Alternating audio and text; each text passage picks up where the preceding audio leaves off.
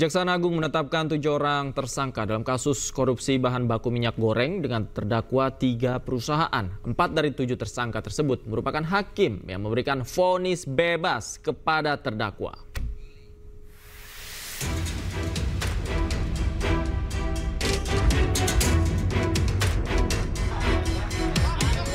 Kejaksaan Agung menetapkan 3 hakim dari Pengadilan Negeri Jakarta Pusat dan Jakarta Selatan menjadi tersangka baru dalam kasus korupsi bahan baku minyak goreng.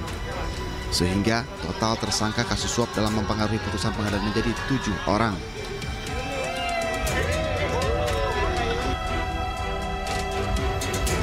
Tujuh tersangka tersebut yakni Muhammad Arif Nuryanta, Ketua PN Jakarta Selatan, Juyamto yang saat itu menjadi Ketua Majelis Hakim, Ali Muhtarom, Hakim Ad Hoc, Agam Sarif Baharudin, Hakim Anggota. Selain itu ada WG, Panitera Muda di PN Jakut, Marcela Santoso pengacara dan Arianto sebagai pengacara.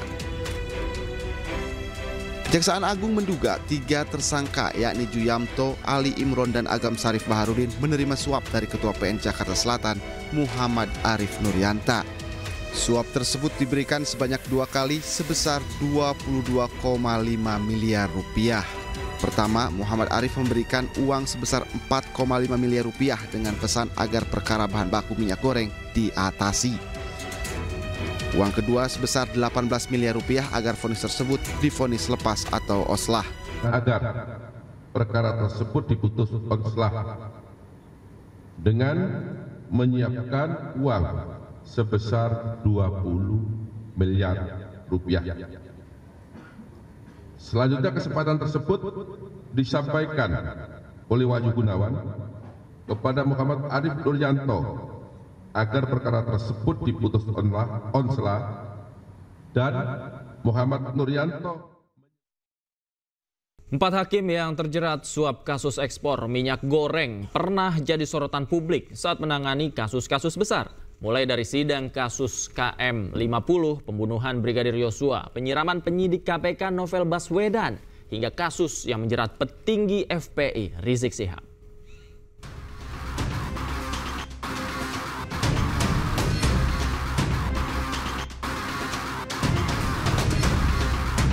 Tersangka kasus suap penanganan korupsi ekspor minyak sawit mentah Muhammad Arif Nuryanta yang kini menjabat sebagai Ketua Pengadilan Negeri Jakarta Selatan pernah menangani sejumlah kasus besar.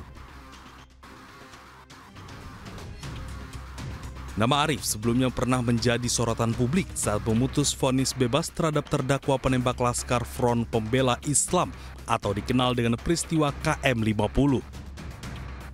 Selain itu, Arif juga pernah menjatuhkan vonis bebas terhadap selebritas Ashanti pada 2019 dalam kasus pencemaran nama baik senilai 14,3 miliar. Tersangka lainnya, Hakim Ali Muhtarom juga jadi sorotan. Ia merupakan salah satu hakim Pengadilan Tipikor Jakarta yang sempat menangani sejumlah perkara seperti kasus korupsi PT Asabri, kemudian kasus korupsi mantan Gubernur Papua Lukas NMB, kasus korupsi BTS 4G Kemenkominfo, hingga menangani perkara korupsi impor gula. Dalam kasus ini menjerat mantan Menteri Perdagangan Thomas Lembong. Usai Ali Muhtarom jadi tersangka, posisinya dalam penanganan perkara ini digantikan hakim lain. Hakim lainnya yang jadi tersangka adalah Juyamto. Namanya mencuat setelah menangani kasus penyiraman air keras terhadap penyidik senior KPK Novel Baswedan pada 2019.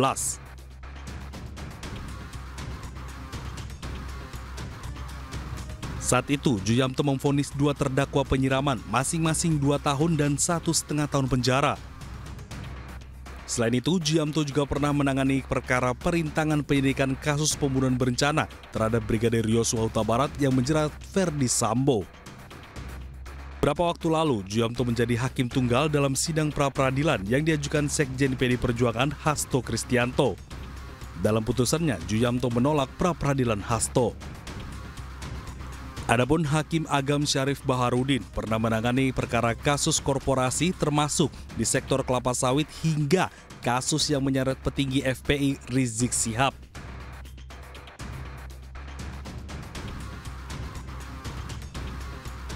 Terkait terkait kasus kerumunan yang melanggar protokol kesehatan di masa pandemi COVID-19 di Megabendung, Bogor, Jawa Barat. Tim Liputan iNews melaporkan. Kejaksaan Agung terus mendalami kasus suap yang melibatkan oknum Hakim Pengadilan Negeri Jakarta Selatan. Total ada 14 orang saksi yang diperiksa dalam kasus ini. Baik rekan-rekan media, bahwa hari ini penyidik seperti yang selalu kami sampaikan masih fokus melakukan pemeriksaan dan pendalaman dengan melakukan pemeriksaan lanjutan kepada para saksi maupun tersangka yang sudah ditetapkan dan yang sudah pernah dilakukan pemeriksaan. Sebagaimana kita ketahui bahwa penyidik kan sudah melakukan pemeriksaan setidaknya terhadap 14 saksi. Dan dari 14 ini sudah ditetapkan 7 orang sebagai tersangka dan dilakukan penahanan. Nah, memang tentu penyidik dalam hari-hari selanjutnya akan merencanakan pemanggilan-pemanggilan ya pihak-pihak terkait untuk membuat terang dari tindak pidana ini. Namun ini kan baru beberapa hari dan saat ini penyidik masih melakukan pendalaman, penggalian keterangan dan mencocokkan dari keterangan yang satu kepada keterangan yang lain terhadap saksi maupun tersangka yang sudah ditetapkan. Itu. Bapak, tadi ada seorang tersangka keluar dari mobil tahanan, kemudian masuk ke gedung Kartika, itu tersangka siapa yang diperiksa hari ini? Ya, kalau tidak salah itu AR ya. Pengacara ya Pak ya? Pengacara ya? Iya, nah jadi memang sejak kemarin mereka-mereka secara bergantian diperiksa karena kan itu tadi keterangan yang satu dengan yang lain perlu ada pencocokan ya, dan pendalaman dari keterangan yang sudah ada yang sudah dimiliki oleh penyidik. Kejaksaan Agung Republik Indonesia mengamankan barang bukti 7 unit mobil mewah, 21 unit kendaraan roda 2, 7 unit sepeda, dan ratusan lembar mata uang asing atas kasus suap penanganan perkara ekspor CPO atau minyak goreng mentah. 7 orang ditetapkan sebagai tersangka dan berikut laporan rekan kami Jessica Winoto dari Gedung Kejaksaan Agung Jakarta.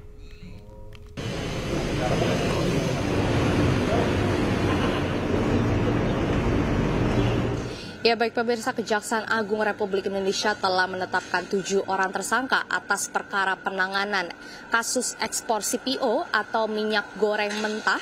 Dan dari penetapan ke-7 tersangka ini diketahui dibagi menjadi 2 hari, yaitu yang pertama berada di hari Sabtu 12 April 2025 dengan atas nama tersangka Arif Nuryanta, Marcella Santoso, Arianto, dan Wahyu Gunawan. Sementara untuk hari berikut yaitu di hari Minggu 13 April 2025 ada 3 tersangka lainnya yang baru ditetapkan yaitu atas nama Juyamto, Agam Syarif Bahrudin, dan juga Ahli Mutarom. Dan dari penetapan ke-7 tersangka ini pun tim penyidik Kejaksaan Agung Republik Indonesia telah mengamankan beberapa barang bukti, antara lain pemirsa dapat lihat bahwa di depan di layar kaca Anda atau layar televisi Anda terdapat mobil mewah, yaitu mobil berwarna merah, yaitu mobil Ferrari Spider. Lalu sementara di belakangnya pun ada juga mobil Nissan GT-R dengan warna abu-abu.